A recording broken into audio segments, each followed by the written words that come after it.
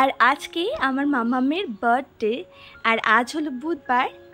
তো সকাল সকাল দেখো ম্যাডাম ঘুম থেকে উঠে পড়েছে ওর বাবার সাথে বাজারে যাবে বলে।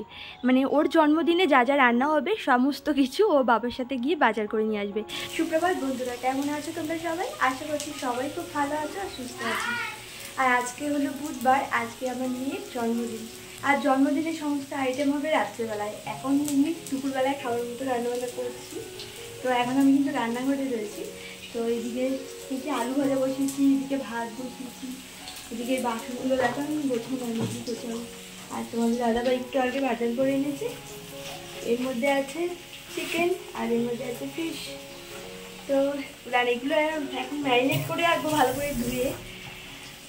মাছটা এখনই করবো, তবে চিকেনটা এখন করবো না, রাত্রে করবো। আজকে চিকেন রেজালা করবো, সাথে পোলাও করবো, চাটনি করবো আর মিষ্টি আর পায়েস। আর কিছু করবো না, ছোটোখাটো করেই করা হচ্ছে ঘরোয়া। মানে সেরকম লোকজন কাউকে বলা হচ্ছে না, পাড়া থেকে কয়েকটা ডাক্তার বলা হচ্ছে, ওই মেয়ে জাতীয় আনন্দ পায় তার জন্য। আর এবছর একটু ছোটো করেই মানে ঘরোয়া টাইপেরই করা হচ্ছে। আর ওইদিকে আমাদের ঘর হচ্ছে তো, আর অনেকটা খরচ, মানে অনেকটা খরচের ব্যাপার আছে, এখনো ঘরটা কমপ্লিট হয়নি, ঘরটা কমপ্লিট করতে হবে।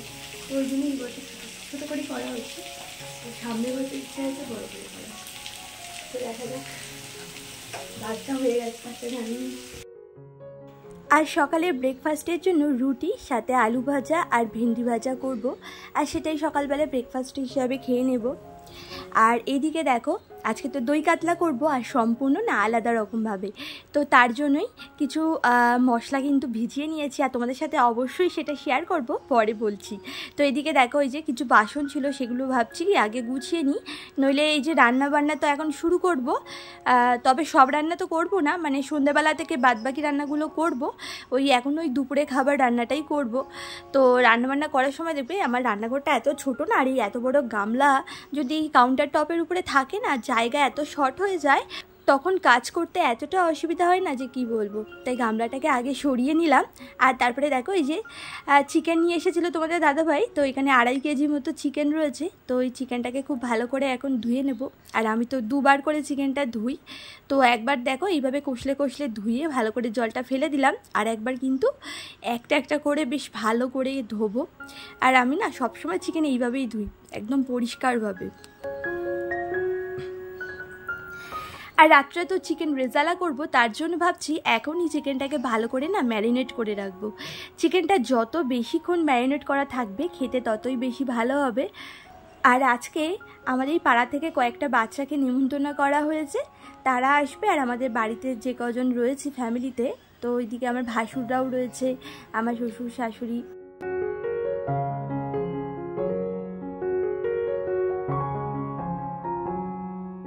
আর এইদিকে দেখো তোমাদের দাদাভাই বাজার থেকে মাছ এনেছে, মাছের একটা আঁশও জানো না ছাড়িয়ে আনিনি। তাও অনেক সময় কি বলো তো, মাছের আঁশ ছাড়িয়ে দেয়, কয়েকটা গায়ে লেগে থাকে, সেগুলো নখ দিয়ে খুঁটে নিলে হয়ে যায়। আজকে পুরো মানে গোটা মাছটাকে শুধু পিস করে দিয়েছে, কোনো রকম মাছে আঁশে ছাড়ানি। আর এরকমভাবে না পিস করা মাছগুলো আঁশ ছাড়াতে খুব কষ্ট হয় জানো না, পুরো নখ ব্যথা হয়ে গেছিলো আমার। আর এখানে ওই 9 পিস মতো মাছ আছে। তো দুপুরবেলায় আমরা 3 জন খেয়ে নেব। আর ওই রাত্রেবেলায় কিন্তু আমার যা যেহেতু মাংস খায় না, তো যায়ের জন্য এই যে দই কাতলা করছি, তো দই কাতলা তাহলে খেতে পারবে। আর শাশুড়ি মাও একটু খাবে, কারণ শাশুড়ি মা মাঝে মাঝে চিকেন খেতে চায় না। তো যাই হোক, যদি খাবে চিকেন, আর সাথে মাছও খেতে পারবে। আর এদিকে মামামের জন্য একটু ভাজাও করে নেব। 5 রকম ভাজার মধ্যে 1 রকম তো মাছ দেব, মানে মাছ ভাজা। আর 4 রকম ওই যে আলু ভাজা, সিম আর পটল, আর সাথে হচ্ছে ভেন্ডি ভাজা করছি। মানে এগুলো ঘরেই ছিল, এগুলো ওই জন্য আর আনতে হয়নি। তো এইগুলোই দিয়ে দেবো ওকে। আর আজকে জানো তো আমি যেভাবে দই কাতলাটা রান্না করছি, এত সুস্বাদু হয়েছিল খেতে যে কি বলবো তোমাদেরকে। তোমরা একবার এইভাবে ট্রাই করে দেখতে পারো বাড়িতে, সবার প্রশংসা পাবেই পাবে। আর আমাকে অবশ্যই রান্নাটা করে সবাইকে খাওয়ানোর পরে সবাই কি বললো সেটা জানিও কমেন্টের মাধ্যমে। তো দেখো আমি ফার্স্টে এখানে তেল দিয়ে দিয়েছিলাম, সাদা তেল অ্যাড করেছি, আর তারপরে না এর মধ্যে একটু ঘি অ্যাড করেছিলাম। তারপরে গোটা গরম মশলা যেমন এলাচ, দারুচিনি, লবঙ্গ ফোড়ন দিয়েছি, সাথে শুকনো লঙ্কাও ফোড়ন দিয়ে সামান্য একটু জিরাও ফোড়ন দিয়েছিলাম, আর সাথে তেজপাতাও ফোড়ন দিয়েছি। তারপরে পেঁয়াজের পেস্ট দিয়ে দিয়েছিলাম। ভালো করে নেড়ে ছেড়ে এর মধ্যে আদা আর কাঁচা লঙ্কা বাটা দিয়ে নিলাম। যেহেতু আমার যা রসুন খায় না মাছের ঝোলে, তাই জন্য রসুনটা দিইনি। তবে তোমরা যদি রসুন খাও তাহলে এই আদা কাঁচা লঙ্কার সাথে রসুনও দিতে পারো। তো ভালো করে পেস্ট করে সেটা দিয়ে খুব ভালো করে কষিয়ে নিয়েছি। আর এখানে দেখো, এখানে রয়েছে মৌরি, পোস্ত আর কাজু, এই তিনটে জিনিস খুব ভালো করে পেস্ট করে দেখো এর মধ্যে দিয়ে দিয়েছি।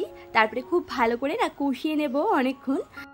আর এরপর এর মধ্যে স্বাদ মতো নুন আর সাথে সামান্য একটু জিরের গুঁড়ো দিলাম। আমি এখানে ওই 1 টেবিল স্পুন মতো জিরের গুঁড়ো দিয়েছি। আর তারপরে টক দইটাকেও আমি মিক্সারে একবার ঘুরিয়ে নিয়েছিলাম, তাহলে না হাত দিয়ে আর ফ্যাটাটা হয় না টক দইটা, আর ছানা ছানা ভাবও আসে না, পুরো স্মুথ হয়। তো টক দইটা দিয়ে খুব ভালো করে কিন্তু নেড়ে চেড়ে নিয়েছি। তো যাই হোক, আর তারপরে ঝোলটা যখন ফুটে এসেছিল তখন কিন্তু ওই ভেজে রাখা মাছগুলো দিয়ে খানিকক্ষণ ঢাকা দিয়ে রেখে দিয়েছিলাম। আর তারপরে নামানোর সময় সামান্য একটু ধনেপাতা দিয়ে কিন্তু নামিয়েছিলাম। খেতে না খুব সুন্দর হয়েছিল। তো এইদিকে দেখো, মামামের জন্য একটু আগে কিছু জামা কাপড় আনা হয়েছে। তো এগুলো না বাড়ি পরার জন্যই আনা হয়েছে, মানে জন্মদিনে এবছর আর খুব ভালো ড্রেস আনা হয়নি, ওই যে গরমে বাড়িতে পরতে পারবে এমন ড্রেসই আনা হয়েছে। আর ওর না এত বেশি ফ্রক হয়ে গেছে, আর ওই ফ্রক জামাগুলো একদমই পরতে চায় না এই গরমে। আর যেহেতু ওর সিজারের বাচ্চা, তো ওর না শরীরে এমনি খুব গরম, তো ওই জন্যই দেখো ইনার এই হাফ প্যান্ট টাইপের এগুলোই এনে দিয়েছি। তো বাড়ি বসে এগুলো পরতে পারবে। আর সামনে তো এমনি পয়লা বৈশাখ আছে, তো পয়লা বৈশাখেও পরতে পারবে। তো যাই হোক, ওই জন্য 3-4টে করে নিয়ে এসেছি। প্যান্ট 4টে আছে, জামাও 4টে আছে। কালারগুলো খুব মিষ্টি না বলো? এক সেট কিন্তু এখনই পরিয়ে দিয়েছি। তো যাই হোক, এদিকে মাছের ঝোলটাও তো নামিয়ে নিয়েছি।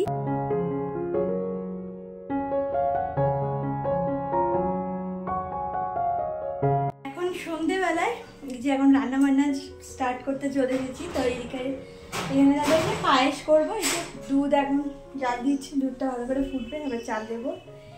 আর এদিকে একটা বড় কড়াই বার করা হয়েছে, এর মধ্যে করবো চিকেন।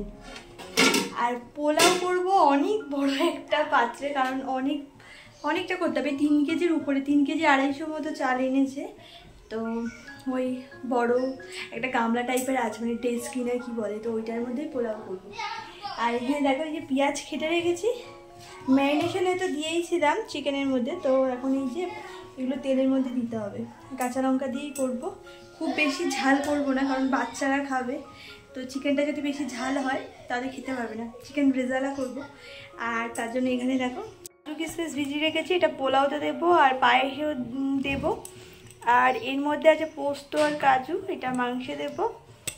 আর এখানে দেখো পায়েসের চালটাকে আলাদা করে রেখেছি। এই 4 কেজি দুধে না 400 গ্রাম চাল মতো দিচ্ছি। এখানে 400 গ্রাম মতো চাল আছে। কি বলতো, যত চালটা কম দেওয়া হয় না, পায়েসটা বেশ ক্ষীর টাইপের হয়, খেতে খুব ভালো লাগে।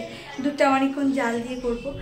আর ওই চাল বেশি যদি দেওয়া হয় দুধের মধ্যে, তাহলে খেতেটা অতটা ভালো লাগে। তো এখন সমস্ত রান্নাবান্না করবো। আর চাটনি করবো, টমেটোমের চাটনি করবো।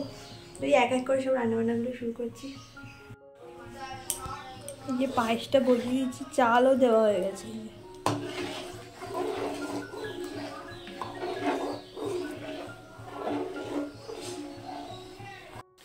রেজালার গ্রেভিটা দেখো কত সুন্দর হয়েছে। এখনও কিন্তু চিকেন দিইনি এর মধ্যে, এবার চিকেনটা তো ম্যারিনেশন করেই রেখেছিলাম। তো এই এখন চিকেনটাও দিয়ে দেবো। এই গ্রেভিটা একটু ভালো করে কষিয়ে নিচ্ছি, তোমাদের সাথে অবশ্যই একদিন শেয়ার করবো।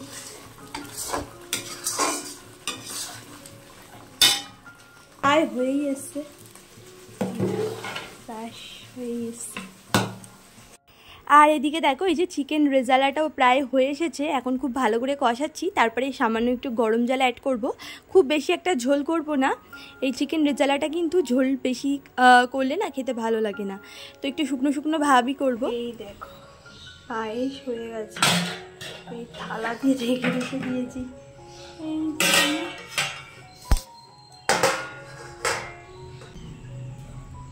এখানে এক বাটি পায়েস, গামলা, আর এই এক গামলা পায়েস। আর এটা দেখো এই যে পোলাওয়ের চালটা একদম ঝরানোর জন্য রেখে দিয়েছি। আর এই যে মশলাটা দেখছো, এইটা এখন গুঁড়ো করে নেবো। মিক্সিতে আর আমার রান্নাঘরটা তো খুবই ছোট, আর এই বড় বড় পাত্রগুলো রাখার জায়গায় নেই। দেখো ফোনের মধ্যে দেখে কেমন ছোট লাগছে, কিন্তু এটা কিন্তু বিশাল বড় একটা গামলায়। দেখো সরাটাও আছে, দেখো গ্যাস জুড়ে যাবে মনে হচ্ছে। এটার মধ্যে পোলাও করবো। আর এইদিকে ওর বাবা আর দাদা মিলে এই যে ঘরটাকে সাজাচ্ছে বেলুন দিয়ে। আর এইদিকে দেখো জন্মদিনের কেকও চলে এসেছে, আর কেকটা কিন্তু মিও আমোর থেকে আনা হয়েছে, আর দারুণ খেতে ছিল জানো তো। তো যাই হোক, এদিকে এখন কেক কাটার বাড়ি হবে। বসে বসে কাটবে, চেয়ারটাও একদম ধারে রেখে দাও। এখন না, মোমবাতি জ্বালাবে তারপরে। তুইও একটু শুনে বস, এক্ষুনি চিটবে। Happy birthday to you, happy birthday to you. আগে ওই 8 বছরটা পুদে।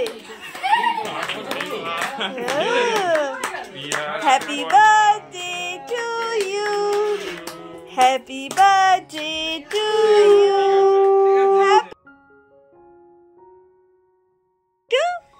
ক্যামেরা হচ্ছে তোর, একটু ভালো করে দেখি।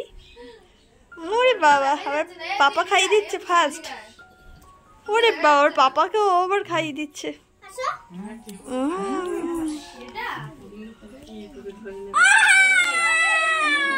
দেখো খাই দে। আর জানো তো বন্ধুরা, আজকে ওই যে বিকেল থেকে তো রান্নাবান্না শুরু করেছিলাম, আর সমস্ত রান্নাবান্নাই একা হাতেই করেছি। আর তার কারণে সাজুগুজু করার তো একদমই সময় পাইনি। তো মামামের বার্থডে, আর আমি কিন্তু এই যে পাগলি পাগলিভাবেই ছিলাম। তোমরা তো একটু পরেই দেখতে পারবে, আমার মানে একদম কোনো সাজা গজ্জার কোনো টাইমই হয়নি। তো যাই হোক, তো চলো বন্ধুরা, আজকের ভিডিওটা এই পর্যন্তই।